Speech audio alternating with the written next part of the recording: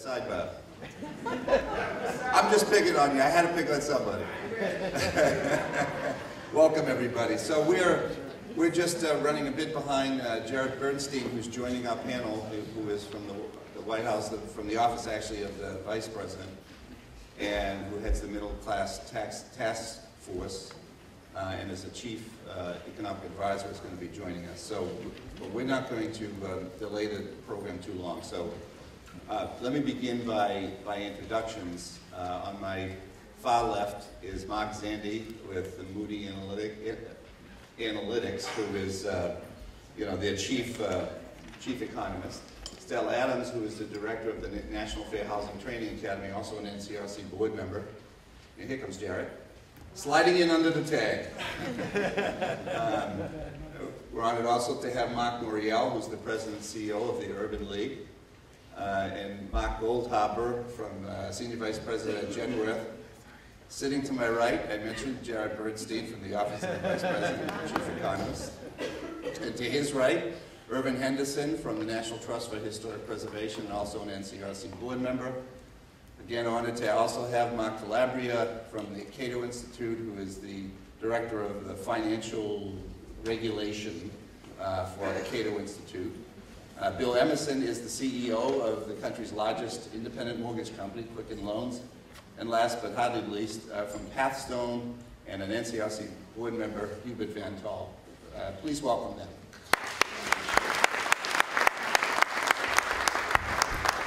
So just to give you the format, we're definitely tight here, and I hope that actually promotes conversation and back and forth, because there's not going to be any remarks other than a couple of minutes that I begin with the program with. But the idea is we're going to tackle some tough questions and hopefully have a dialogue, and as if we were sitting around our living room talking about these heady issues, and you were eavesdropping or just dropped in as a neighbor and decided to sit down. Of course, I was told by several people this is the last thing they talk about in their living room. but we're gonna give it a shot anyway. With that, let me begin by saying that Congress is, in the Obama administration's decisions about the future of mortgage finance, will have game-changing impacts on the state of home ownership in America. Most people involved in the world of mortgage finance would agree that what is now proposed in Washington, D.C. will have at least two clear impacts. First, access to home ownership and the number of homeowners in America will decline. Second, working class people, particularly new families entering home ownership, the home ownership market, will find a narrower entrance, a narrower door, with higher costs and criteria that will exclude many more people. As we speak, there are at least 4 major initiatives being debated in Congress, any one of which could have monumental impact on the national system of mortgage finance. First, what to do with Fannie Mae and Freddie Mac, those government-sponsored enterprises that for years actually created a lot of great opportunity for most of America's working-class families to become homeowners.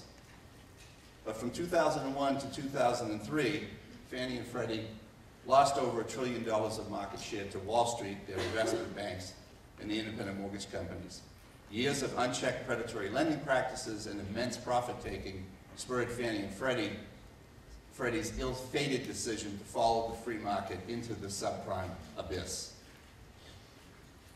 The one standard prime mortgage product that was offered by Fannie and Freddie, the prime mortgage, was replaced by higher cost, higher risk, unsustainable and unsavory subprime products. In what was a colossal error in judgment, as Fannie and Freddie eventually came under government control, called conservatorship, and are on the chopping blocks of both Congress and the White House, both calling for their phasing out or elimination. Second, FHA, the Federal Housing Administration, the primary source that most lenders today use to make new home mortgages, because these loans are guaranteed by the federal government.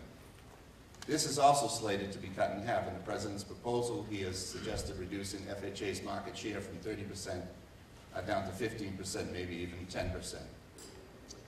The third major factor, the bank regulators are proposing that the definition of a safe and sound mortgage is when the borrower places 20% down. Less than 20% down will expose lenders to much greater liability. So the major mortgage lenders are saying they will only do loans where the borrower has placed 20% down. That's what this whole QRM, Qualified Residential Mortgage discussion, is about. So a $150,000 mortgage that a borrower had to take out, he'd have to put down $30,000. A $300,000 mortgage would require a down payment of $60,000, and so on and so on. You know, the fact of the matter is that few working class families have that kind of cash to plop down on a home. Many will remain renters for decades or even for most of their lives. Fourth and finally, foreclosures continue to devastate the economy and contribute to job losses and losses of state and local tax revenue. Many cities and towns are nearing bankruptcy as real estate tax revenues decline, and current deficits and proposed federal budget cuts may exacerbate this problem.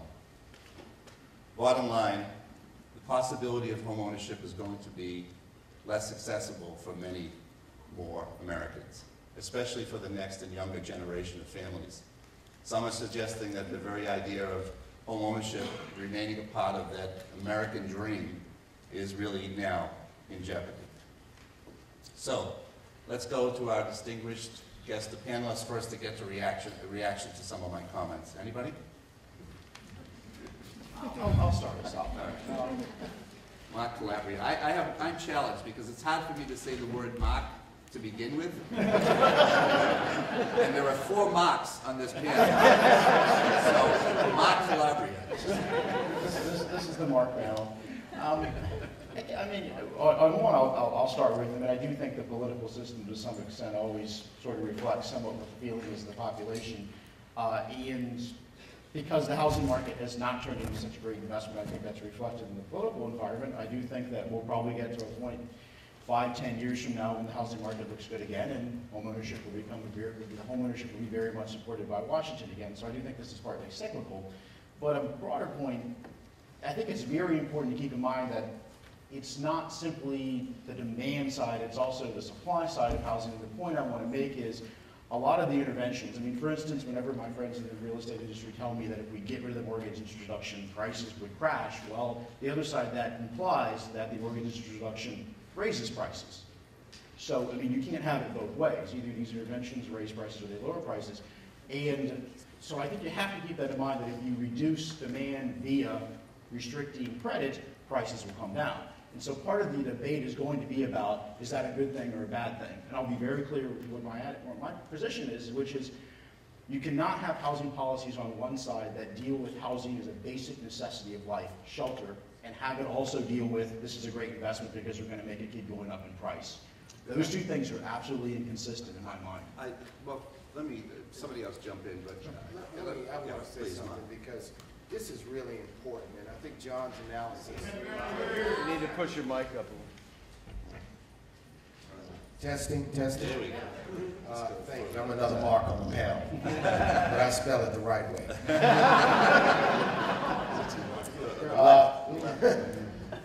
I think that too much of the analysis of the problems that occurred with the mortgage market have been based on what I call weapons of mass deception. The idea that lending to people of color and the Community Reinvestment Act and Fannie and Freddie acting alone, not impulsed or compelled by other factors, caused this problem. And if you buy into that analysis, it's easy to buy into a set of solutions which says all you've got to do is restrict home ownership, restrict the access by the emerging communities of color and tomorrow's working and middle class, and somehow you'll fix the problem. To me, it is unacceptable, fundamentally unacceptable, for people who were beneficiaries of the 20th century economic expansion of the 1950s, the 1960s, and into the 90s, for whom policies that created opportunities to home ownership, opportunities for a better life, because of the recession, we're going to burn down that ladder. We're going to burn down the ladder to the middle class for future generations. Okay. And that's Let me, a very important part of my thought process, and I want to develop it further today. If I could just jump in quickly, I think those. First of all, sorry I'm late, but I think those two opening comments very nicely frame a good discussion here. Because at least the way I heard it, on one hand, you had a very kind of market-driven, price-oriented analysis of the problem. Although I would say one thing I disagreed with, just briefly, is the idea that it is true that if prices go up, consumers, homeowners, borrowers will buy less. It's not necessarily the case that that's equilibrium or good or optimal for society. And so what I liked about this opening exchange was I thought it set out the parameters nicely. On one hand, a very kind of market-oriented analysis. On the other, the idea of housing policy as social policy.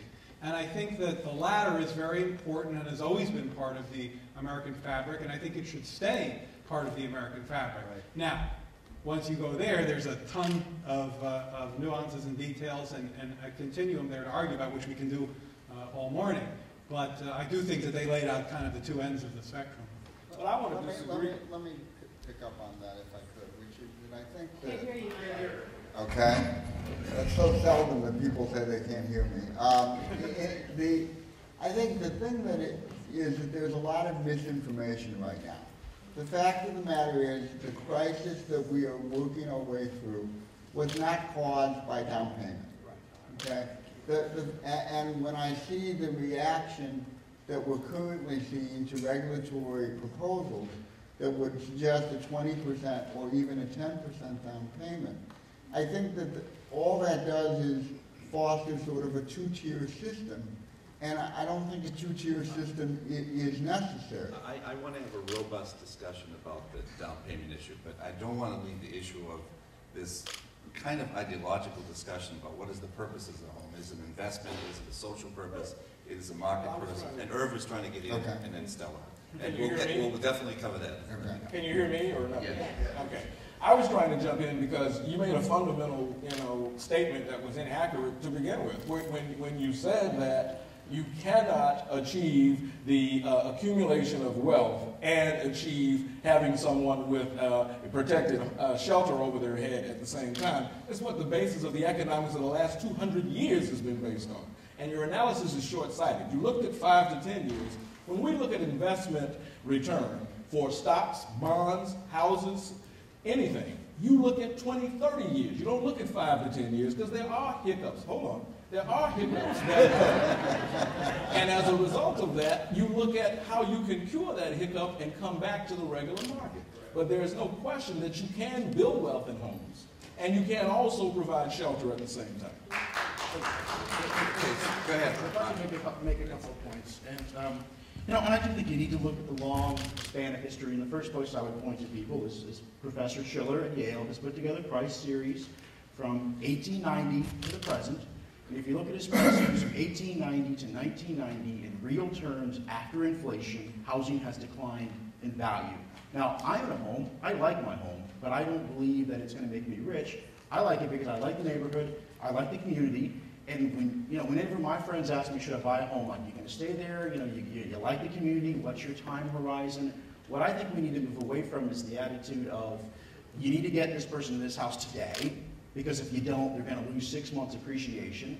The attitude should be, how do we help you find the right home? How do we help you get the situation that's correct for you?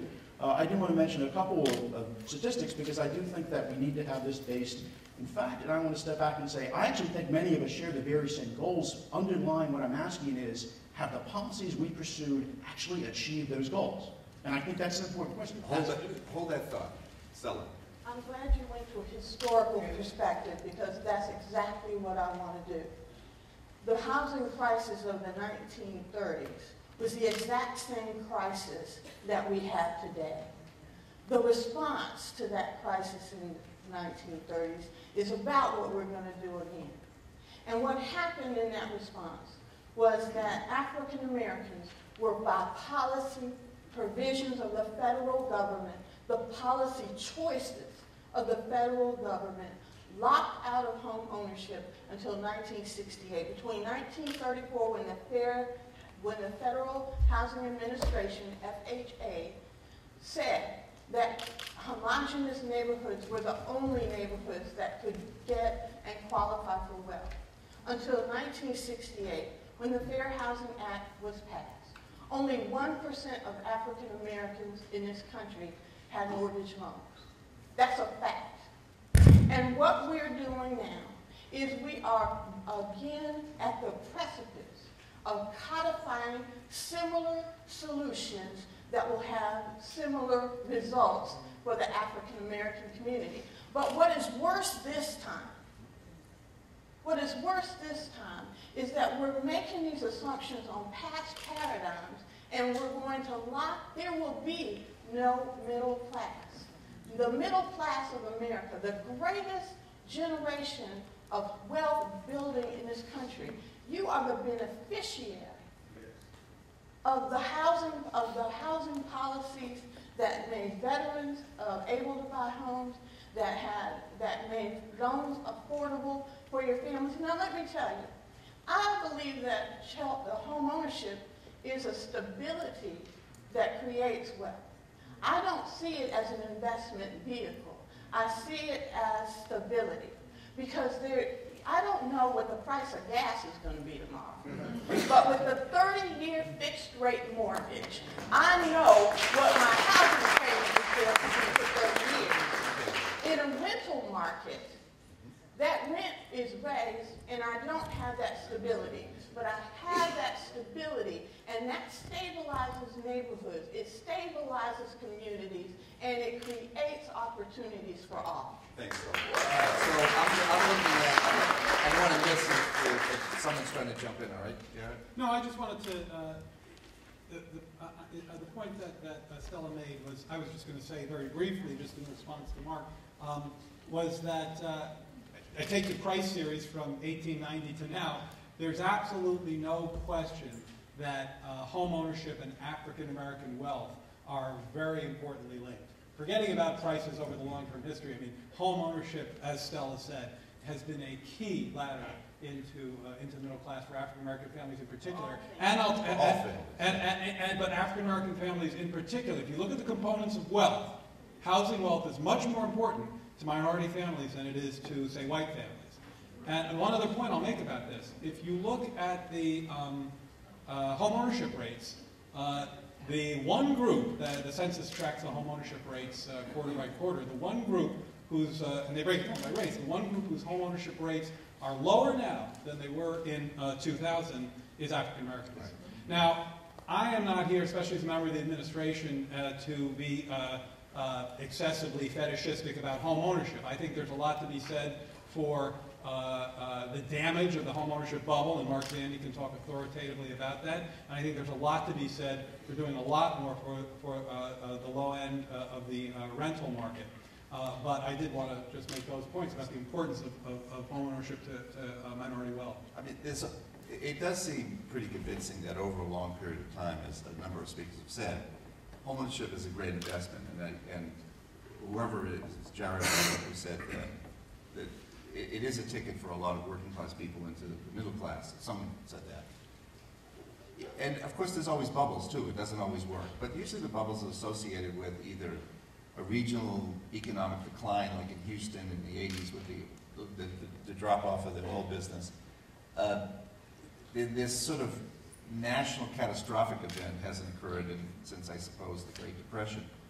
But did it really have to do with trying to have people become homeowners, or was it the kind of entrance a lot of people had into that market, you know, by essentially a pretty unregulated segment of the industry that was able to kind of practice what everyone to do, get a lot of short-term profits, but at the same time put people in unsustainable loans. And shouldn't that be what we're correcting rather than saying homeownership should not be part of the American dream?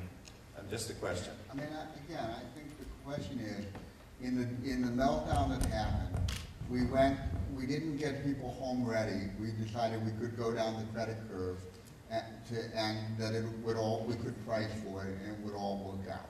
Well, clearly that wasn't the right answer. And the issue is that what we know, at least from my business as a private mortgage insurer, is we know that if you have a fully documented loan, and people have reasonable debt to income, and it's a product that doesn't shock the borrower, that loan will perform quite well over time. Right, but Mark, let me add to that. So, as a lender, as an originator, we talk to clients all day long. And I will tell you that what we're talking about here, why we are where we are today, there's a variety of factors, and Mark's written about them. But at the end of the day, this really comes down to underwriting standards that got out of control. And we all know that. And at the end of the day, those things have been drastically fixed and changed. A lot of it's been regulated in the Dodd-Frank. And the book of business from 2009 and 2010 is going to perform better than probably any book of business that's ever been written. So a lot of what we're talking about here has been taken care of. Now, does that mean it's going to be taken care of forever if we don't do the right things? No, because we have short-term memories. But if you take the QRM today and you put 20% down, which by the way had nothing to do with the legislation. The legislation didn't really talk about that. I'm just saying, but this is what we're talking about here. You're talking about policy for home ownership. You're talking about an investment. You can have both. And if you do this the right way, whether a home goes up or not, if you're making a mortgage payment, you're building equity over time. Right? Doesn't matter. If you're renting, you're not building that equity. Now, that doesn't mean you shouldn't rent, and that doesn't mean that everybody should own a home. Right? You've got to have sustainable home ownership. I want to make a very practical point. You know, I ran a city for 8 years. I could ride through a neighborhood and tell whether they were homeowners or renters. Yeah. Sure. And this issue of neighborhood stability, you know, it's important to have a discussion about capital markets, a beltway conversation about public policy, but it's also important to think about how this affects communities, how it affects families, how it affects people. And we have to keep that in the real discussion. In addition to what he said, which was lax underwriting, it was exotic products. It was teaser rates. It was jack-in-the-box interest rates. It was rates not tied to any market. I mean, we can fix this problem, but I don't want to repeal the 20th century. Before I jump to you, Jared reminded me of a Larry Summers line that no one ever washed a rental car. And that's not to cast any aspersions on rentals, obviously. We got a tuxedo cleaned. That's right. We didn't bring the rental tuxedo back to the dry cleaners first. But, you know, the problem is this, and I'm going to leave this general topic in a second, but, you know, the Washington Times on February 18th said that political leaders, quote, no longer see the American dream of home ownership as the all-consuming goal it once was. So there it is. The powers that be have declared the home is dead, long live rental housing. And I guess, you know, we in the industry and we who really look at this closely understand that there's real reasons that we're in the situation we're in terms of all these foreclosures. But what about that concept that a lot of people out there have been convinced that, well, it's just this push for a lot of home ownership, that home ownership is no longer a good investment, that, you know, we should just be concentrating on rentals, even with all due respect in the president's proposal talking about what to do with Fannie and Freddie and mortgage finance, there was a lot of talking there about rental housing. You know, and again, we're not, obviously, quality, affordable rental housing is a critically important component. And undersupplied. And undersupplied. But in talking about what to do with the primary securitizers of mortgage finance, there's a lot of discussion about rental housing in that paper. You know, maybe I don't understand how these guys think, but in any event, where does this leave us? This whole conversation in terms of you know, is America sort of out there saying, you know, we really need to end this? I mean, Mark Calabria started out with, you know, this should be a place where people live. It shouldn't be an investment. Even though, I would argue that it's probably being the single most useful investment for most people in the history of their families in terms of leaving the working or poor class and getting into the middle class. Is that over? Is that gone? Is the American dream of home ownership gone? So we're going to conclude this part with a few comments, please. But let's talk about what Mark Morial was saying. What differences occur in a renter-based neighborhood versus a home ownership-based neighborhood? Two social scientists, Joseph Harkness and Sandra Newman, have come up with these statistics. Renter children are 40% more likely to give birth as an unmarried teenager. 40% more likely. They're twice as likely to rely on public assistance as an adult. Twice as likely. They're half as likely to acquire post-secondary education. Okay? Look at the economic impact. Housing is 15% of the gross domestic product. For every home bought, there's $60,000 of durable goods, refrigerators, drapes, carpet, all kinds of things that go into it. Homeowners pay 80 to 90% of the individual federal income taxes in this country.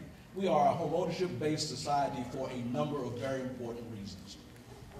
I want to talk about the difference that homeownership makes in terms of wealth versus income. You can have low income and have wealth through homeownership.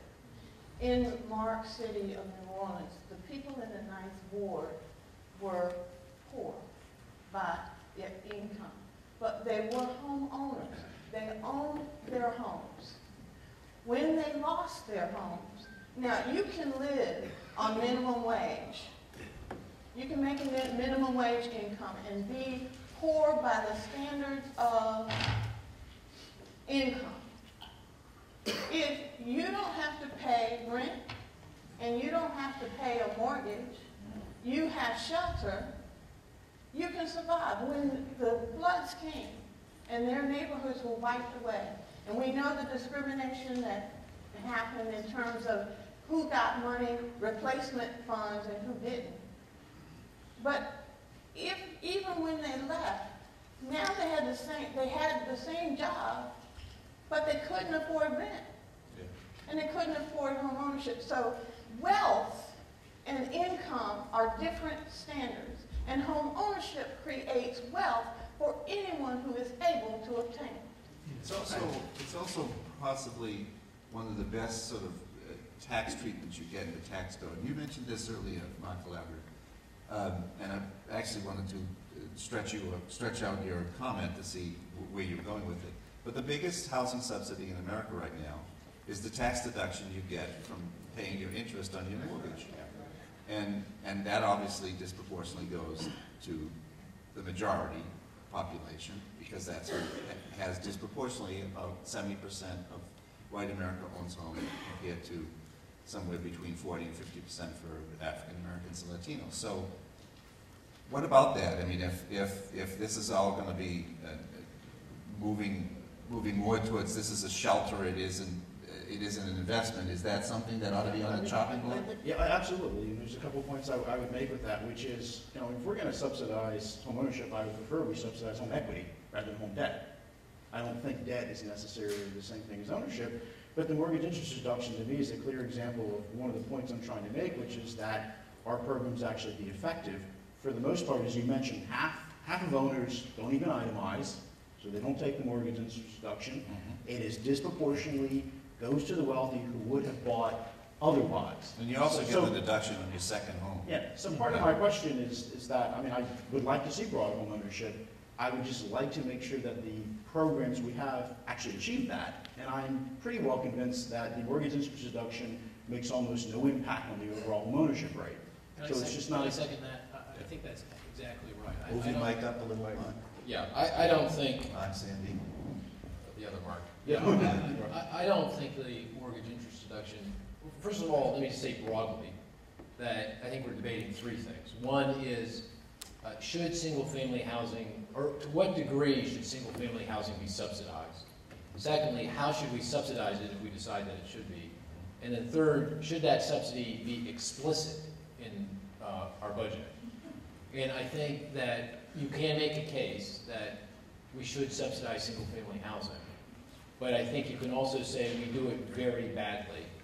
And that's one of the key examples of that is the mortgage interest deduction. It does not help homeownership at all. It's not helpful to any significant degree. In fact, what happens is the interest deduction is just capitalized into price, and so you're not helping affordability at all. So, can I ask Mark one question? Taking absolutely no position on on any significant changes in significant parts of the tax code. If you could wave a wand and end the mortgage interest deduction today, would you do so? What I would do if I were king for the day is I probably need a week, but let's say I have a day. I would. It costs us $120 billion a year. I'd scale it back. I'd probably make it a tax credit of kind of tax credit, cut its value in half, say $67 billion. I would phase it out over a 10-year period, beginning 2013, 2014, let the housing market find its footing, let house price growth resume. And if you phase it out over that 10-year period, the impact on price, only an econometrician will be able to find it. You know, I served on the Dominici-Riverland Debt Reduction Task Force, and the proposal that came from that task force was to turn it into a credit, cap it at $25,000. So that if you got a tax credit up to $25,000. So there are ideas, I think, out there to scale it back, but it's politically very popular. Unpopular. No, the mortgage interest deduction is politically very popular. It's unpopular to do anything. Let me say one other thing about that. I think the sentiment on this is going to change, largely because I think the housing industry should change its view on the mortgage interest deduction. No industry is going to be hurt harder and homeownership greater than if we don't address our fiscal problems, because that means interest rates are going to rise and it's going to lock everybody out of housing. So we have to address it. And if I were the housing industry, I would lead with, let's scale back the mortgage interest deduction, because it does the least help to my industry. I'd like to make this point. I mean, one of the larger discussions is what is the role of government to house the nation, because we hear no discussion to affect rental housing. And you know, what happened in this country when we had a more renter-based system is we had a lot of substandard housing, outhouses, dilapidated shacks. It led to the creation of broad-scale public housing, which was subsidized, which was owned and managed by the federal government, which has been an effort to undo for the last 20 years. So we've got to really not look at home ownership in isolation from a broader question of housing, the movement of people, the growth of populations. It's an important discussion to have, but don't leave rental off the table. I think we need a comprehensive housing policy in this country, which incents home ownership, which recognizes that there are those that want rental housing, and not have siloed, isolated conversations about what we do in the nation. We're at a really, really crucial time, I think, and you know, I come from a political perspective where I'm sure that the Republicans are going to do me in, but I always worry about the Democrats, and I take hope from, I think Winston Churchill said about America, that you can always count on America to do the right thing after they've tried everything else. And that's what sort of, I keep hoping about the Democratic administration. I think we have to be very careful, and I don't know if we're ready to get into the QRM and the discussion about Fannie and Freddie, because unless we can convince our Democratic allies that what is on the table right now is really an overreaction to a fictitious part of the problem, I think, you know, the down payment at 20% is just a ludicrous idea. You know, the loans that were made at 3% and 5% perform perfectly well in this country, given other parameters of being safe loans. Yeah, there seems to be a volume of evidence that loans where the down payments are 10% and 5%, I mean, you know, as low as 5%. Maybe you start to see some changes on the 5%, but there's almost not a great deal of evidence that a down payment of 5%, 10%, 20% perform necessarily any different. And of course, I think for those who've been involved in fighting the predatory lending practices, we're well aware of the things that really did make a difference in terms of how those loans perform. Is there anyone who disagrees with that analysis? I don't disagree. I think that we are having an important discussion about where to set this qualified residential mortgage, and I think as the regulators have espoused, 20% is a goalpost. There's also a 10% goalpost in the discussion. We're in, just so folks know, by the way, I had no idea that this many people were interested in talking about the QRM. I'm amazed, but that's a good thing, because it's a comment period for regulators to hear from folks like those of us up here and those How many people care about a 20% down payment at home ownership? Just so you see, I don't see any hands that didn't go up. Exactly. Right. I think that's really political activism, right? Down in the It's just common sense economics. Okay. No, but here there is a part of this discussion, and Mark Zandi, amplify this if you agree, that I feel almost kind of is forgetting or a little bit cavalier about what we've been through. I think everybody in this panel and in this room and in this hotel, I hope, understands the linkage between home ownership and the American dream. It's there, it's real, it's part of the fabric of our nation. It should be and it will be going forward if this president has his way. But it's got to be sustainable. And we just went through a bubble like I've never seen in my lifetime, followed by a recession like I've never seen in my lifetime, followed by accompanied by job losses, of which we are still digging our way out of, and the idea that we should be taking risk retention very seriously is critically important. Now, it is well known in cyclical economics that policymakers can snap back just like the way you suggested earlier. In fact, there's a great economist who's come into vogue lately, long ago dead, Hyman Minsky, who wrote about what he called the Minsky moment, where everybody goes from being hugely underpricing risk to hugely overpricing risk. And perhaps we're snapping back too far to the other side of that reaction. But let us not forget where we've been. I mean, well, let me say, as one of the four, at least half the panel on here, we were calling for sustainable underwriting. We were asking for suitable underwriting in 2003, 2004, and 2005.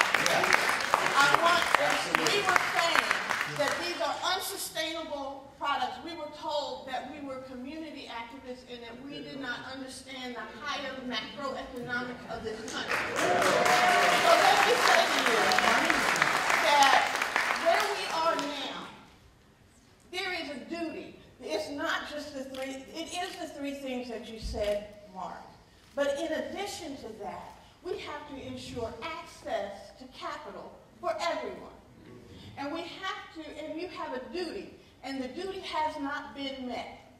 The regulators have a duty under the Fair Housing Act to review their policies and activities through the lens of making sure that they are furthering the purposes of fair housing, that they are not contributing to segregation. And you have not looked at the qualified residential mortgage through that lens. If you did, you would have to come up with something different than what you did. Who do you mean you? You're the federal government. Well, you're representing the vice he's not the president. bank regulator. No, Although the FDIC, the SEC, the Federal Reserve, the OCC. Let us be clear, so we're not confused about the difference between the regulators and the administration. Well, let me say this. Regulators, are you listening?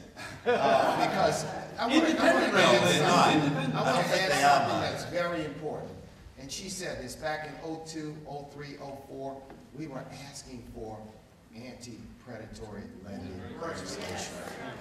Not only did we face opposition, we faced efforts to preempt states from doing the same. Secondly, we howled loudly when Fannie and Freddie eliminated their mandatory housing counseling, their mandatory home buyer education. But yet, the budget deal the Congress just did wipes out HUD's housing counseling. All of these things taken together, we have to make sure the narrative is correct. I want everyone to say, don't believe the weapons of mass deception. The effort to interpret the problem as we understand that there was a housing bubble. But we want to look at the unregulated lenders. We want to look at what happened in the secondary market. We want to look at predatory lending and say if we eliminate that, those practices that occurred between 2000, 2001, 2006, and 2007, do we need a radical remake or do we simply need a reset? I mean, the question is, maybe it is the Minsky moment. Maybe this is, and I think, an overreaction. But it's very, very important to understand that some of the voices that were out there several years ago saying, do this, do that, we were drowned out. We're not going to be drowned out this time. So it also, it could be the Churchill moment. We're still trying everything else before we finally come up with the right solution. But it does seem like there is this broad conversation, to get to your point, Mark, about, you know, is the real story being told, and do they really understand why we got to where we're at, and what the impact is on people, and whether or not the policies going forward are going to affect that. And what we seem to be mired in is Fannie and Freddie are disappearing, the president himself. You know, and remember, we went to Democrats as well on the anti-predatory lending stuff. You know, when Barney first came out with his bill on anti-predatory lending, we couldn't support it. It was so weak. To his credit, he went back and did something better. But the Senate, controlled by the Democrats, never issued an anti-predatory lending bill at a time where it really would have made a difference and saved the economy, I think, of this country. So, you know, and now here we are sitting there, both parties, it's a matter of timing. Jeb Henseling from Texas would like to see Fannie and Freddie done away with in 2 years. That would probably give us the depression that everybody feared. But the president himself is for phasing it out over a period of time and has proposed that. So Fannie and Freddie, the single most important agency disproportionately to white people in history to become homeowners, working class white people, the single most important agency that promoted homeownership is about to be withdrawn. And there are 3 options on the table from the president and several. I think the Republicans, the GOP, presented 8 bills last week or the week before relative to the mortgage market. But in all those cases, Fannie and Freddie are gone, and in none of those cases is there a proposal. There's a proposal for putting everything back in the free market, leaving FHA and VA in place, but cutting down their capacity, and no housing goals proposed for the free market. And remember, that free market had something to do with how we got here. So what's frustrating about the conversation for me is we all know this, but that's not necessarily the dialogue that's happening in America. There's this overproduction to produce homeowners. There's this, you know, people weren't being responsible. As you said, people blame CRA, you know, other things. But there is enough of a, you know, feeling out there that somehow homeownership is not the way to go. And Mark, to his credit and his courage, voiced, you know, what is, I think, a very commonly held perspective on homeownership, that, you know, maybe we went too far and we need to be supporting rental housing or whatever. And so there's that whole sort of ideological debate. But while that's happening, real decisions are being made that regardless of where we come out on the ideological debate, if we eliminate Fannie and Freddie, if we now require, you called the guidepost for the 20% was a guidepost, I'm talking to lenders who see it as a bright line, that they're not going to cross that line because they're just not going to expose themselves to liability. I don't know, Bill, your feelings on that. But there's many other things, reducing FHA, the continuing foreclosures that are all being decided now to do nothing about foreclosures. You know, I sat in a meeting with, I'm not going to name the person, but one of the leaders of one of the top 4 banks in this country basically said, yeah, we have a serious foreclosure problem, but we're just going to have to ride it out for 24 to 36 months, and you just got to absorb them, and, you know, and that's the plan. You know, and fortunately not everybody in this person's bank exactly thought the way he did. Maybe they'll have some success in changing his thinking on that. But what I'm saying is, all this stuff is moving in the direction of it's going to impact us, regardless of whether we finally get people to understand it wasn't poor people who caused this crisis. It was Wall Street and so on and so on. In the meantime, all these other cataclysmic events are going to occur that will put in stone what's going to happen. Let me make 2 comments about the administration position. First of all, I very much agree with what you've said, what you've been doing all these years, and I've been working with you well before I came into the administration, and have been and worked very hard at the beginning of this to steer the argument away from that nonsense about CRA, and I've also recognized as part of my work the very useful contributions that Fannie and Freddie made before I think they became extremely damaging institutions that need to be wound down. I think I just want to add a couple of nuances to the administration position from what you said. First of all, I think that the white paper that the Treasury and HUD did together outlines a set of options and speaks exactly to the point that Mark Zandi made earlier about the questions of subsidizing single-family houses. And in fact, in every one of those options, there is, as you noted, a prominent role for the Federal Housing Administration and the VA and other parts of the government that are particularly active in providing liquidity and mortgage guarantees to the lower end of the market. They're in every single option. So in no option does government leave the picture. Now we can have good arguments, and I believe that paper is set up to have a discussion, and it's going to take a while. You're absolutely right. We're very much and very vocally against the idea of taking Fannie and Freddie out of the picture as quickly as Hensley mentions. Tim Geithner has talked about 5 to 7 years. That's enough time to have a good discussion about what Mark laid out there in terms of the government's role in subsidization. In terms of, I want to be very clear about the QRM piece. There's an interesting article today in the Post where one of our, Bob Ryan, one of our top housing guys, speaks with great concern about this 20%. That is a stated position of the administration if you look in today's paper. It doesn't mean the regulators are independent and they need to be independent. And again, the comment period is open for precisely this kind of discussion. But we recognize the facts of the case, and we recognize 20% as playing the role that it plays, as mentioned in the table here, as the high end of the discussion. That's why the preamble to the rule also includes a 10% safe harbor. I just want to be clear that where we've tried to come from in the administration is to emphasize the importance of risk retention in a system that provides sustainable home ownership. Absent much better risk retention, we won't have sustainable home ownership, and that's the goal. I'm curious. Mark Goldhaber. What says that? I mean, when you take a look at the marketplace and what took place, most of the people that retain risk got hammered and took money from the government. So when you talk about risk and skin in the game, I have to understand the concept around that. Because I look at the underwriting guidelines and I look at what's happening today and I look at the performance on the current I don't see it. I don't think it's nearly that confusing. I think it has to do with securitization, with originate to disperse, with this whole thing. I mean, we're told not to use jargon, so let me try to do a better job. The whole notion that grew out of, I think, contemporary financial innovations, such that, weren't you the one who said underwriting is the big problem? I totally agree, and this plays right into that. If you can underwrite a loan so carelessly because you can turn around and offload that loan without retaining any information,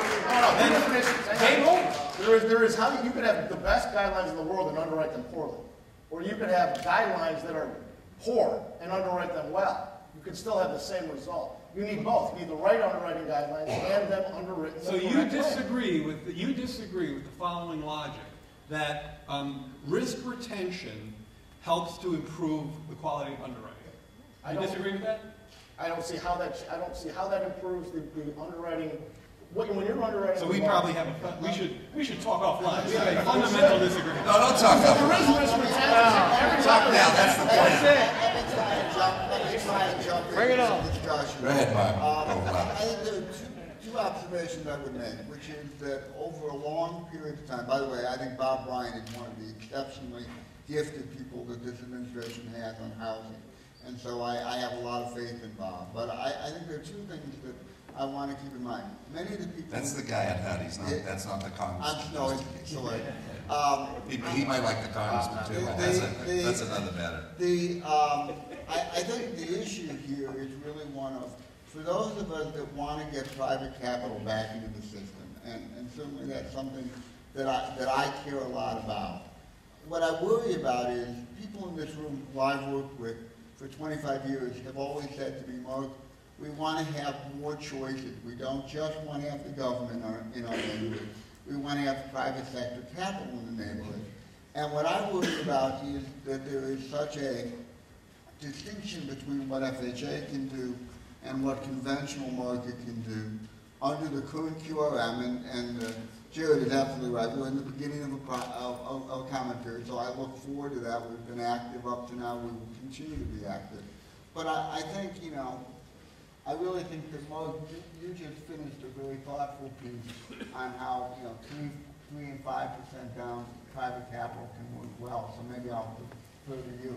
Let me say three things, and that'll be my third point. First is, It's always three things. yeah, I know. I always say three because you can. I would like to say six, but you won't let me do that. So I say three. That's the most I can get away with. Usually he's just going to say 3 and then he says 6. Just make 2 points. and then Risk you can say- retention yeah. will lead to better underwriting, but it's a very inefficient way to do it. Very inefficient way to do it. Secondly, down payment matters in terms of credit performance. The lower the down payment, the worse the performance. It's just to what degree are we going to permit performance to erode? I mean, if you look at the statistics, at 10% down, even 5% down, the performance is worse than 20%, but in my mind, it's still very reasonable. Yeah. Very reasonable. You got The third point, and this is perhaps something that I haven't heard any discussion about, I'm confused about, is that if you look at the data, the thing that's going to knock more people out of the market is not the LTV. It's the DTI, and no one's focused on the DTI. And I think we should be talking more about what 28%. Yeah, Let me jump in, because I think that really gets to, when you look at the rule and the data that was provided by the agency, in fact, in 2009, the reality is that only 30% of Fannie and Freddie would qualify under the QRM definition. Now, That's without DTI, right? what? Well, go ahead. Sorry. No, that's with DTI. That's with DTI.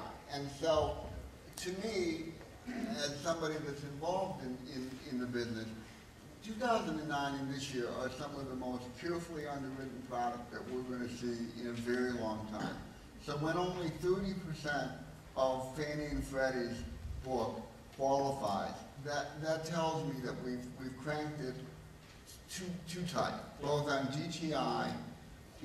We every day, and by the way, DTI is critical. Okay, if I could have fully documented and a qualified borrower who has managed their credit, those are two of the most essential things. Just one quick point. I mean, it is the case that all of the mortgages guaranteed by Fannie and Freddie, which is, and the FHA is 90%, those are in the safe harbor. No, I understand that. Today they are, but today Right. No, I absolutely understand that, and that certainly is important for the market right now. But They're QRM.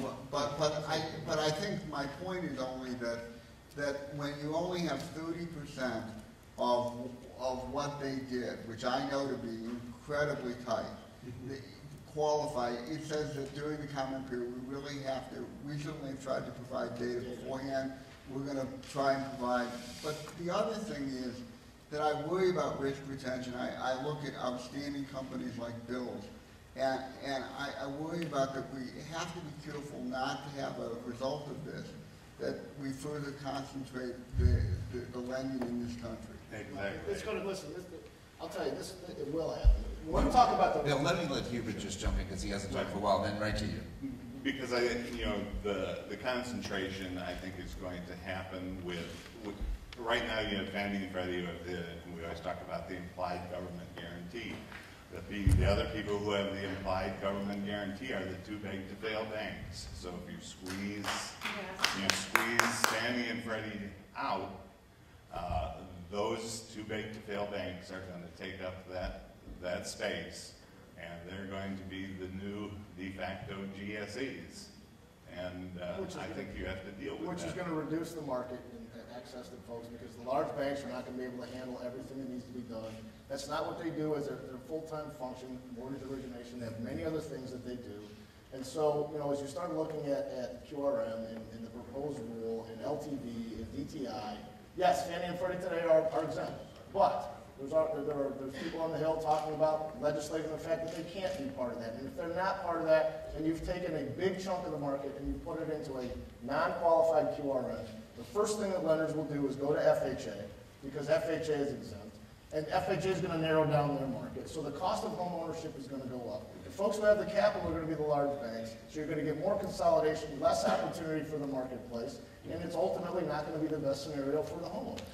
I just want to, we've begun to slip into multiple acronyms, and 6 people are left since we've been doing it. It may be that they just had to go to the bathroom, or something else might be going on. So be careful with the use of acronyms. I want to talk about, now that we're talking about the qualified residential mortgage extension.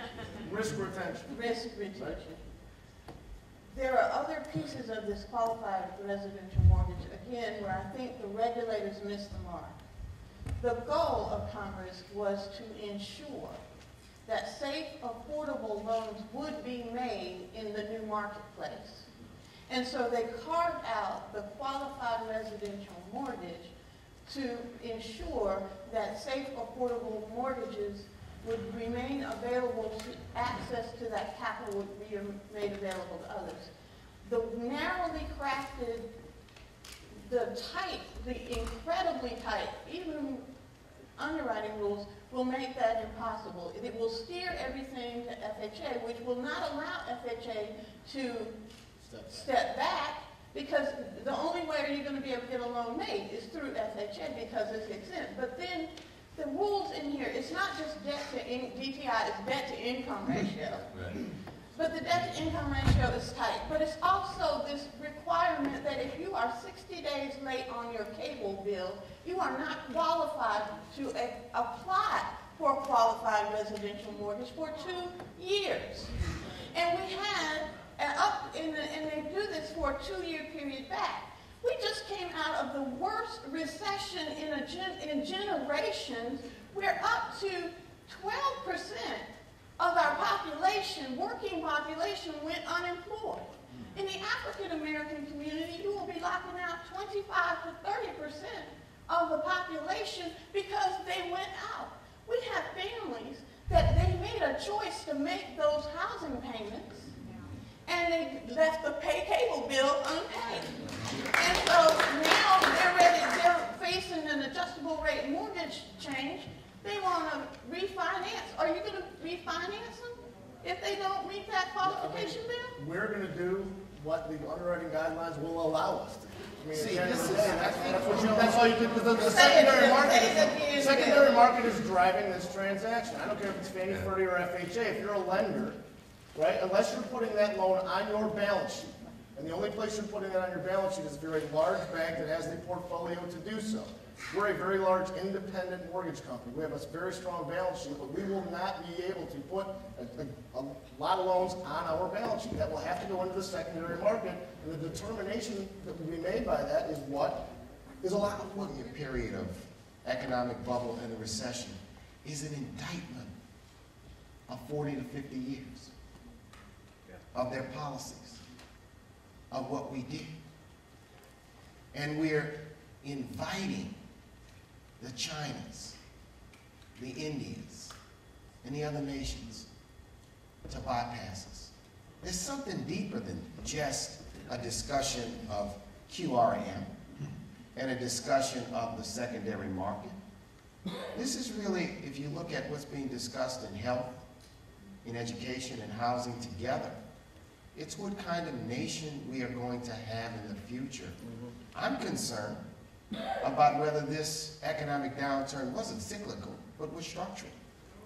That it is going to, that we're not going to create the jobs that create the right wages. We've got to think long and hard about these sorts of things. Mark, look, a lot of what you say, not only I agree with, but the president, as you know, has consistently talked about the vital importance of us being competitive in global markets. But there's part of your discussion right there that I think is, I see it differently, and I want to.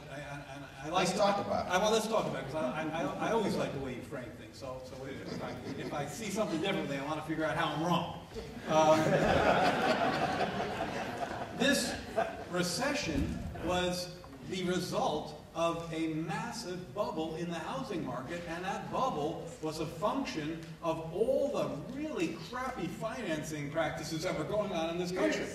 And, it happens to be the case, and the vast majority of my career in economics has been documenting the very structural problems you mentioned that affect wages and inequality and the quality of jobs and the ability of people to get their fair share of the growing economy. That's what I've been all about. But again, let's not forget how we got into this mess. Now, overcorrecting, which is a lot of what this discussion is about, is a danger, a clear and present danger, and I'm hearing great arguments about why we have to be careful. And by we, I'm specifically talking to the regulators right now. Why regulators, independent regulators, I'm not telling them what to do, the White House isn't telling them what to do, these are independent regulators, but these regulators need to be, of course, mindful of not overcorrecting. But I'm sorry, I think undercorrecting is a danger as well. Jerry, I think the agree problem, on that.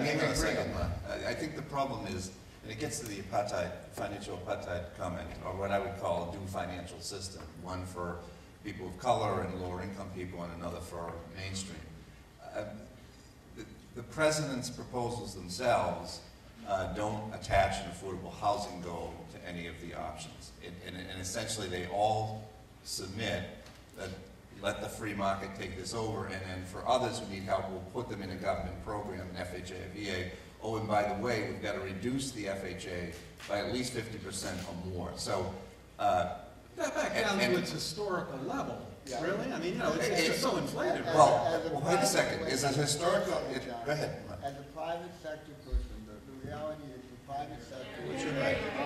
Your mic is Hold on. This is the story of my life. What I would say is that as a private sector person, the reality is that there is private sector capital available. The private, on low down payment, which is where my business focuses, we have sufficient capital over the next few years to be able to do, as an industry, 4 million new homes. So it isn't that there isn't private capital available. We've got to try. I mean, nobody is a big believer, more believer in FHA than I am. I used to work there. So I know they play an important role. But no one ever envisioned them as being able to reach into 90% of the market. There needs to be a thoughtful and a thoughtful, reasonable step down of the government's involvement and allowing the private sector to play, which is let me finish the thought, which is why so many of us, Bill, myself, are very focused on this regulatory process that we're in, because right now what's happened is the regulation doesn't recognize the role of private sector mortgage insurance, and basically if there is a significant differential between the private sector down payment and with FHA with a complete exemption, the reality is that that FHA will, because it's the only way it can happen, FHA will grow massively, and the private sector will not have an opportunity to participate, an opportunity that it has the capital and the ability to do. I think that's a great point and a great warning to the very framework that we are trying to accommodate here. So I appreciate those points. Can I ask a question? Please, Matt. Yeah. Do you think that the subsidies that the government provides to single-family housing should be explicit and budgeted for? I personally would have a fear about that, Mark, because I think that I do not want to take the private sector out of the equation of having an obligation to make sure that they're loaning to safe and sound borrowers who are of low and modest means, because they obviously have much more capacity than the government ever would. That's number one. Number two, if you attach this to a sort of a budget or a political decision as to how much finance there's going to be for housing, so whoever's in the White House, whoever's the Speaker, the Senate President, the Speaker of the House, and whoever the majority or minority party is in power, those things just will wax and wane, as opposed to the government playing a role where they are really needed to help safe and sound borrowers into the equation because the market responds to them. I mean, I think that's the ideal system, is make this free market no longer free to abuse and cajole and cheat, but free to make sure that they consider all aspects and that they invest. Why is that inconsistent? The QRM, because the QRM, it totally works against that. No, I understand. Well, why is that inconsistent with the subsidy cost being on budget? Which is Because the budget changes with political, with It elections. speaks probably to the I see issue what you're of. saying. Yeah. So let me just make sure I understand. So Yeah. you're saying that a party or a president comes into office and says, I don't like the government's role in the housing market, ergo I'm going to Well, shut down. we can't afford to put this Can I- subsidy in. But can I say the counter, of course? Because that sounds Can I like say the news. counter argument to that, of course, is Yeah. that if it's implicit, then there's a very significant incentive to allow the subsidy to grow very large as we have, and result in problems, which I think we can all agree that there are many reasons for why we got into this You mess. could achieve a mechanism that achieves some transparency, but to have it set in a way where it can't be altered every time the Congress goes through an appropriation process. I mean, if that's the case, you're going to have volatility. Lenders will sit back to wait to see what the cap on FHA is on an annual basis. It shouldn't be alterable at the political whim, but maybe there's a system of transparency, maybe there's a system of setting, because I think it would be financially unstable to have it subject to annual appropriations or annual decisions by the Congress and President. Mark and then Stella. If I can please. take a different twist on this, I mean, political whim at the end of the day is democracy. And democracy changes, the will of the public changes, and government should reflect the will of the public. As many people have said in the past, elections have consequences. So I would put it this way and take John's logic a couple of steps further. Every part of the budget, somebody feels that that's really important. I'm sure somebody feels like that, boy, how can we have defense subject to appropriations? That's too important. So my point would be, we didn't think that sort of accounting was all right for Enron, and it's not all right for the U.S. But that's government. why The American public needs to know what they're on the You hook for. wouldn't want the discount rate set by the Appropriations Committee of the Congress, would you? You wouldn't want the Fed funds rate set by the Appropriations It's hard to Committee of the believe they do Congress. much worse of a job than folks who I want to address that my concern about that kind of explicit guarantee is that it would create credit rationing. And there would be an explicit finite amount of capital available, and then credit rationing would occur. And according to Joseph Stiglitz, then you would ration credit on the distinguishable characteristics of the borrower. And historically, I've not been on the good side of that ration. And so I want to make sure that everything is thought of, that we not have this conversation just about econometrics, just about public policy, just about broader markets, but that we bring it back home to, are we going to have equal access to all markets? Is everyone going to have equal access to the market? Go ahead, real quick, Mark, and then to Irv. No, because Stella is going. That was quick. Stella is going close to where I wanted to go. You know, if we put away sort of all of the concerns of the industry, if we put away the concerns of the regulators, if we put away the concerns of the administration, and we simply focused on what was best for the consumers of this country, we would not be having this kind of discussion. Greed and wealth is what got us here, and we're not correcting greed and wealth.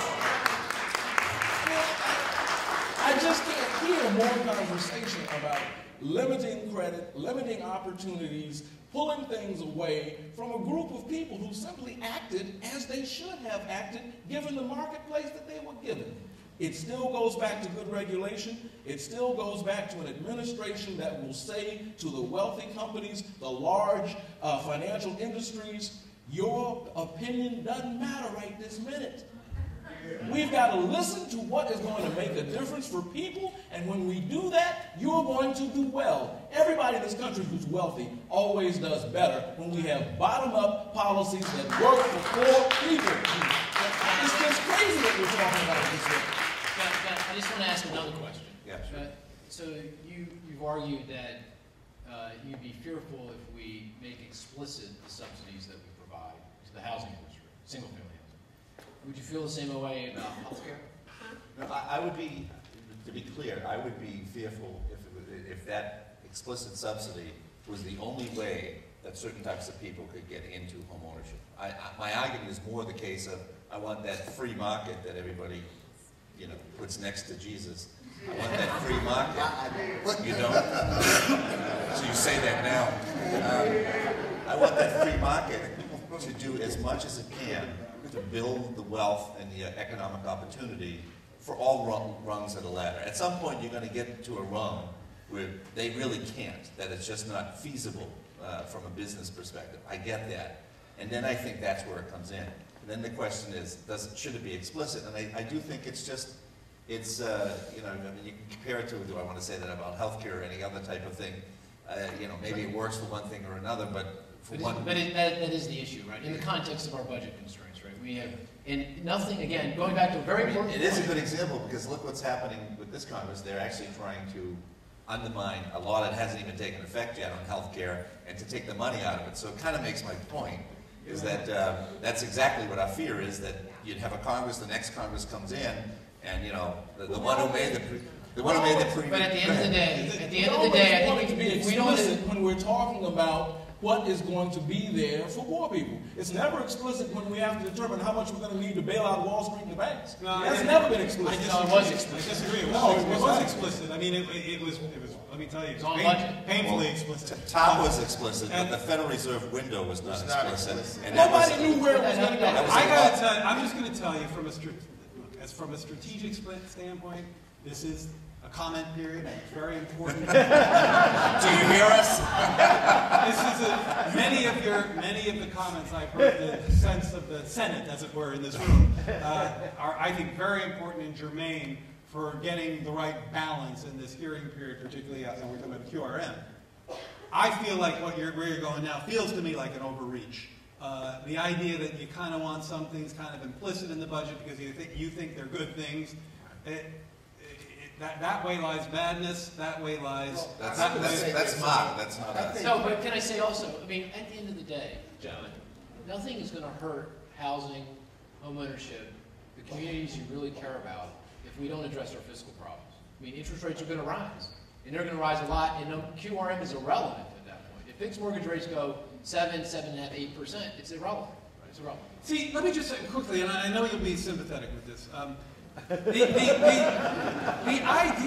idea is not to hide housing subsidies. The idea is to help America understand the importance of the government playing that role in the housing market. I think the issue is it's about what the mechanism is. You see, I'm in the camp of saying there ought to be transparency, but I'm also in the camp of not having the set be made by the Congress. Because we don't do that, and I use the Federal Reserve as a perfect example, where you have sort of an independent mechanism. Now, there may not be a lot of transparency there except what the rate is. We don't know how much. You've got to dig through a lot of papers to see what the actual money supply is, but we can architect a mechanism that achieves transparency, but also doesn't achieve a situation that allows the fears that some of us have, that the political whims would change it, that it would become a political discussion each year about how much money is available for home ownership. I mean, it's an important balancing act in a democracy to set up mechanisms that ensure transparency, but also stability. Well, look, Mark, that's a great assignment for the National Urban League and any other researchers and scholars in the room. I got a plan right here in my pocket. Let's see the plans. This is the last statement I'm going to make. But I want you, it is, but it's important because we're running out of time. One of the things I want us to do is remember who the future homeowner is. When you're doing your calculations, your econometrics, you cannot do it on the historical homeowner. The new homeowner is coming out of college with an average debt of 23, if you graduate from college, you come out with an average debt of $23,000 with a 6.8% interest rate if you got the government loan. If you got one of these predatory student loans, it is an adjustable rate predatory loan. You get your average job of the 25, this is the labor statistics of the government, state that the average income for 25 to 35 years old is $33,000. They don't have the resources to save 20% down. They don't have the opportunity that I have to work and save toward my down. Can I tell you one thing that you would... No, you'll love this. Well, that's nice, but I mean, I want to make sure we cover one more topic that we haven't. Just very quickly, income-based repayment. Income-based repayment. It's a policy of the Middle Class Task Force at the White House that speaks exactly to the problem you're mentioning. I'll talk to you about it later. Thanks, Jared. Thanks. All right, so, you know, one of the things we didn't talk about, and we won't have time to talk about it, but because we're so focused on home ownership, is really the value of communities, what happens when there is a reduction in home ownership, and what happens to the microeconomies of neighborhoods and the job losses and all that stuff. We just didn't have time, but, you know. I talked about that. I mentioned that. We didn't talk about it enough, let's put it that way. But what I don't want to leave this conversation not talking about is one of the 4 points I made at the very beginning, and that is how we're going to deal with the foreclosure problems going forward. Amos Securities is talking about 11 million foreclosures coming down the pipe. I think Mark and I were having a conversation. They talked about 3 million more foreclosures in 2011 and maybe going into 2012, just in that year alone. The foreclosures last year were more than the year before. In spite of news reports that things are getting better, that's all bull. And we're really looking at perhaps doubling the amount of foreclosures we've already had. And we've talked about very briefly the impact that's had on the economy. And I'm looking for what are the solutions that are being offered by the administration, by Congress. I mean, there seemed to be this really rush, and it probably made sense, you know, to go in and keep the banks from collapsing, and I certainly vocalized about that, you know, but some others might look at that and say, you know, maybe we would have had some FDR-type changes if we went into a depression, but a lot of people would have suffered, so it's between a rock and a hard spot. But clearly, why don't you jump in? So let me make two quick observations. Yeah. Number one, I think one of the things is that's why as we've got to, as we work through this, and we have some very heavy negative equity states where homeowners are underwater, I think we have to make sure that we get the access to capital correct, because otherwise we're not going to be able to get and absorb some of this inventory, and home prices are going to continue to decline, and Mark Zandi is a lot more qualified than I am on that. I think the other thing is we still have to look at Fannie and Freddie, and we have to ask ourselves the question. For so many years, they became the market. They were the market. Whether they should have been or not is a whole different issue, but they became the market. I think we've got to look to them and ask the question, are there ways to restructure? Are there ways to do other things that will actually, in the long term, help the taxpayers? Since I know that's what everybody's focus is. But my view is foreclosed properties are not like fine wine. They don't get better over time. and so I do think we've got to look to them to try to help to do some things to move some of this stuff. Yeah, I think it's an excellent opportunity to put together job creation, workforce development, and dealing with the foreclosed and abandoned houses. We need federal leadership. We need leadership from the administration on making tools available that will allow us to go through our communities, find those individuals that can be in job training and worker development programs.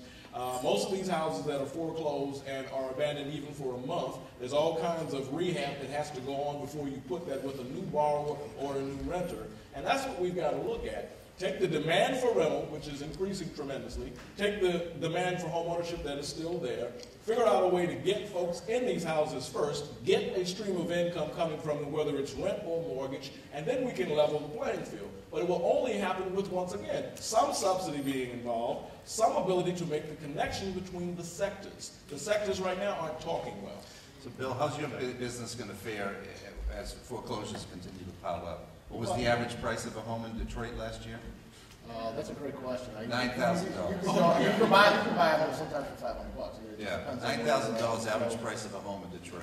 Michigan's been hit hard in general, Detroit, everywhere in Michigan. And, I think you're right. There's still that inventory that's there that's going to have a propensity to drop prices even more.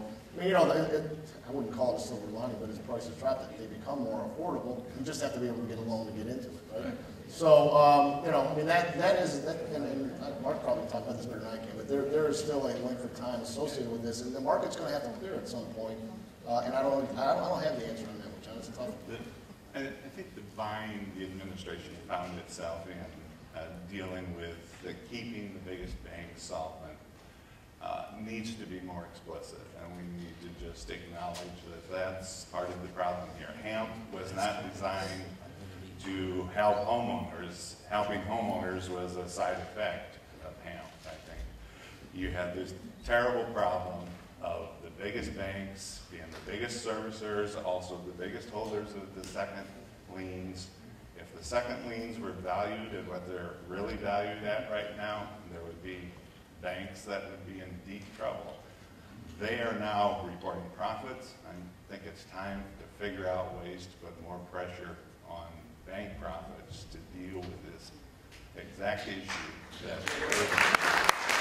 right, so we got 5 minutes left, so why don't we give 30 seconds each on the item that you want the audience to take away if from everything that's been said today that you want to make very clear in 30 seconds, starting with Mark and going right down the line. 30 seconds each? 30 seconds each. This is the lightning round. Yeah. Well, I would say that, pardon me? Could you say your names before you... My name? Yeah, it's Mark Zandy. I'm the Chief Economist of Cookies Analytics. So I would say 3 things. No. 10 seconds each. No, I'm so nervous. I would say that I think single-family housing should be supported by the federal government. I think single-family housing is necessary. Housing in general is necessary, and I think single-family housing is important to our economy. Home ownership has been very important to our economic success. Second, that subsidy should be reduced compared to where it has been, and it can be reduced in a way that it will not significantly affect home ownership. I think we provide subsidies that are particularly inefficient and not helpful. And third, and I disagree, I think these subsidies need to be very explicit, and they should be on budget, and that has to apply to everything government does. Stella.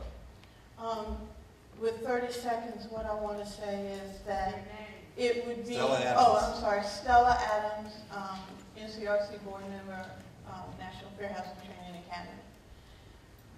We need to be careful if we develop public policy that has long-term implications into the future, that we include everyone and that no one is expendable. And that includes community banks, independent mortgage bankers. It would be a travesty that the biggest beneficiaries of the economic crisis were the 5 major lenders who caused it. Mark Morial, the Urban League. Mark Morial, National Urban League. Mark with the C, that's number 1. Number 2, John Taylor's a great American. Yeah. Thank you. Always nice to thank the host. Very gracious. And number 3, it's just a simple concept that we have to build a 21st century housing market for all Americans. And we have to build a 21st century housing market that provides for the centrality of home ownership as a key component of the American dream, while not forgetting the idea of a rental market. It shouldn't be the private sector versus the public sector. It needs to be the private sector plus the public sector for a great 21st century America. Mark Goldhaber from Genworth Financial. Very nice. You saved me 5 seconds.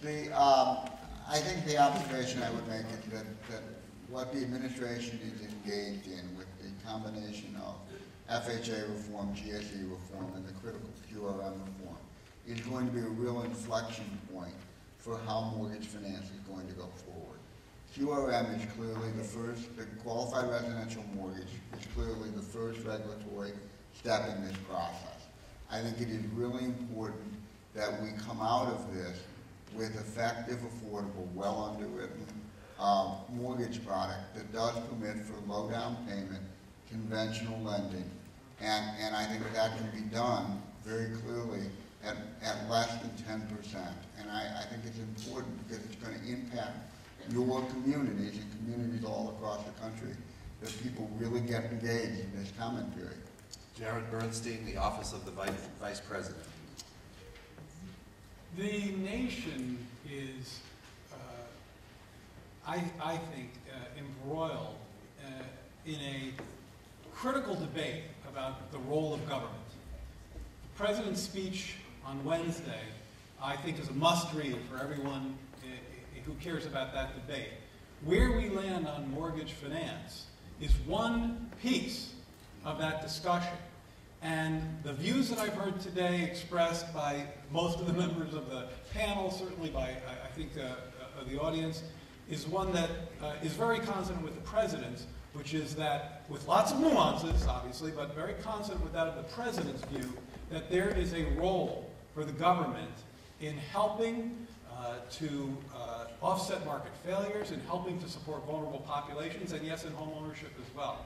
The large picture is that we are deeply now ensconced in a debate with an opponent who shares, whose view is extremely different on every one of those points. Irvin Henderson from the National Trust for Historic Preservation and an NCRC board member. We do have a president that shares our values. We do have a president that cares about the things that our neighborhoods and our constituencies care about. We're going to have to assist him in developing a housing policy, an industrial policy, and effective regulation for wealth and financial services, or what he cares about won't matter. Mark Calabria from the Cato Institute. I'm going to start off by saying that I actually do believe that there are a great deal of common values, and I think that there are common objectives. I think there's sometimes disagreement about facts, and I think that's fair, and I think that's something people need to go through. I do think we need to avoid the conversation of anybody who disagrees with me is either a bad person or bought off by the banks or something like that. And I do encourage you to reach out, talk to people who you disagree with, find out why you disagree with them, think about it. They might be wrong, you might be wrong, and kind of try to move forward on that. I do think it's important that we make sure that homeownership is sustainable. If you look at the biggest increase in homeownership, it was among those under 25. We can debate it, but I really question policies of getting people who should be in college or other ways to improve their life into homeownership at, say, 22 or 23. It's important to make sure you're ready for it. I didn't buy till I was 30. I thought that was a reasonable time to wait and be prepared myself. Did you put 20% down? Last time I bought, I did. The first time you bought? I put 5% down. There you go. I did save up. Bill Emerson from Quicken Loans. So, I mean, we're obviously at a very important time in the finance industry, and we've talked a lot about a lot of important things here today. And one of the things I find is that we always talk about the past when we talk about things. How did we get here? How did we get here? And that's important, and we need to learn from it. What we need to start doing is talking about where we go. And so, I would encourage people to keep talking about that. I think that, when you talk about QRM and all the stuff around here, it does cascade into homeownership. Homeownership is important. There's no doubt about that. We got to continue to keep that focus and make sure that we are getting access to folks who want to buy a home, that can buy a home. I agree with the sustainable home ownership piece. Doing it to the point, we got to 70% home ownership. I don't know what the right percentage is, but we've got to find that balance in it. Yuba Van Tall from Pathstone and an NCRC board member. I guess I would say, do not be afraid of the extreme right wing of the Republican Party, which recently rebranded itself as the Tea Party. We have better ideas. We have more favorable solutions for the vast majority of the people of America. And I think we all have to stretch our brains that extra mile, or some of our brains can do that, but some of ours can't.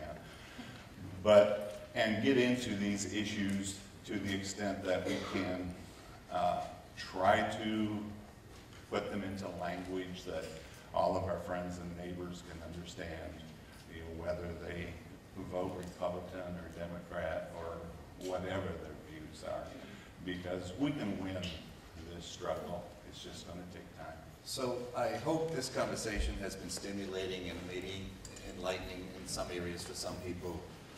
It's interesting to share the stage with folks like this, many whom are not used to not having the mic themselves and knowing it for themselves. And I think they've done admirably well in really having